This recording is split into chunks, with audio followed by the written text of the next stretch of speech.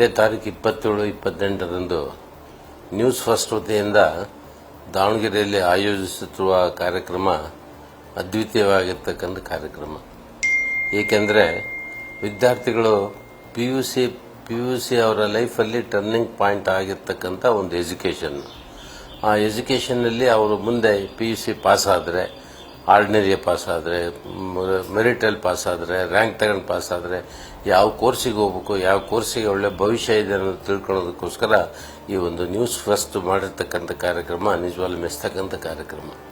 ವಿದ್ಯಾರ್ಥಿಗಳು ಈ ಕಾರ್ಯಕ್ರಮದಲ್ಲಿ ಭಾಗವಹಿಸಿ ಈ ಒಂದು ಪ್ರಯೋಜನ ಪಡೆದುಕೊಂಡು ಮುಂದೆ ಅವ್ರ ಎಜುಕೇಷನ್ ಏನು ಮಾಡಬೇಕು.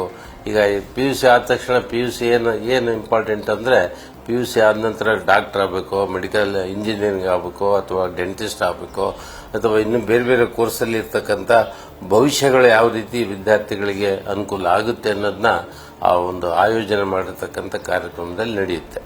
ಆದ್ದರಿಂದ ವಿದ್ಯಾರ್ಥಿಗಳು ಈ ಒಂದು ಆಯೋಜನೆ ಮಾಡಿರ್ತಕ್ಕಂಥ ನ್ಯೂಸ್ ಫಸ್ಟ್ ಕಾರ್ಯಕ್ರಮ, ಪಿಯುಸಿ ಆದ ನಂತರ ಮುಂದೇನು ಅನ್ನೋ ಕಾರ್ಯಕ್ರಮ ಅಟೆಂಡ್ ಮಾಡಿ ಅದರಲ್ಲಿ ತಿಳಿದುಕೊಳ್ತಕ್ಕಂಥ ಕೆಲಸ ಮಾಡಬೇಕು ಅಂತಂದು ಹೇಳ್ಬಿಟ್ಟು ನನ್ನ ಅನಿಸಿಕೆ.